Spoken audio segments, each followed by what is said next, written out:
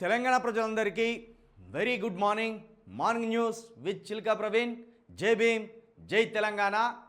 రాష్ట్రంలో అభివృద్ధి కుంటుపడ్డది. సంక్షేమ పథకాలు సక్రమంగా అమలవుతలేవు. దాదాపు ఏడాదిగా వస్తుంది. ఈ ఏడాదిలో రాష్ట్రం మునుపటి కంటే అద్మానమైన స్థితిలోకి జారిపోయింది. కానీ ఇవేమి పట్టనట్టు ఈ కాంగ్రెస్ సర్కార్ తన ఒంటెద్దు పోకటను అవలంబిస్తూనే ఉన్నది.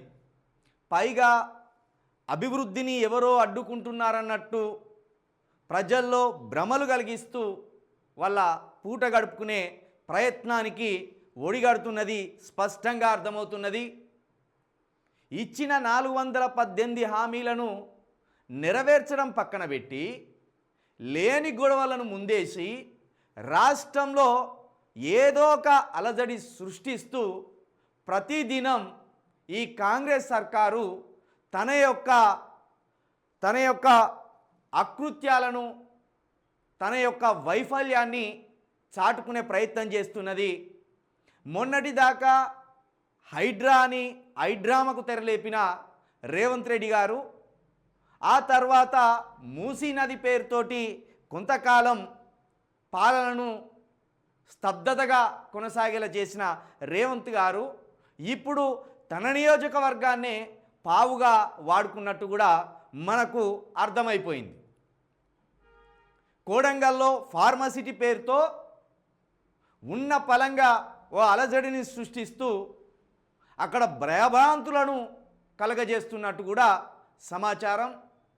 ఓవైపు తనను గెలిపించి ముఖ్యమంత్రి కావడానికి సహకరించిన తన నియోజకవర్గ ప్రజల మీద ఒత్తిడి పెంచుతూ వాళ్ళను అరెస్టులు చేపిస్తూ వాళ్ళ మీద దాడులు చేపిస్తూ తను ఈ రాష్ట్రంలో లేకుండా ఢిల్లీలో పోయి కూర్చున్నాడు.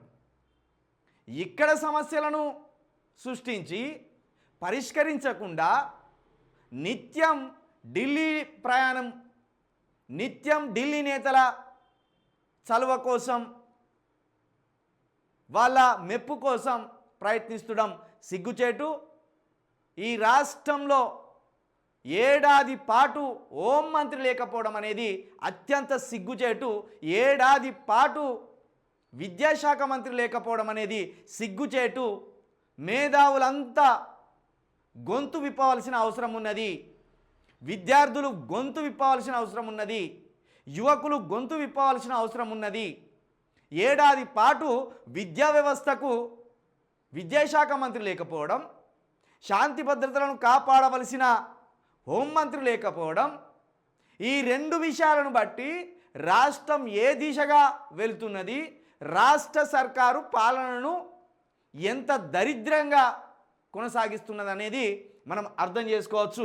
వీటికి సంబంధించి ఈరోజు వివిధ పత్రికల్లో ఎలాంటి వార్తలు మోసుకొచ్చినాయి, రాష్ట్రానికి సంబంధించి ఈ పత్రికలు ఏమన్నా మనకు ఉపయోగపడే వార్తలు రాస్తున్నారా, లేకపోతే ప్రభుత్వాలను నెత్తిన పెట్టుకొని ఊరేగడానికి ఈ పత్రికలు పెట్టినలా అనేది ఒకసారి వివిధ పత్రికల్లో వచ్చిన వార్తలను విశ్లేషణ చేసే ప్రయత్నం చేద్దాం.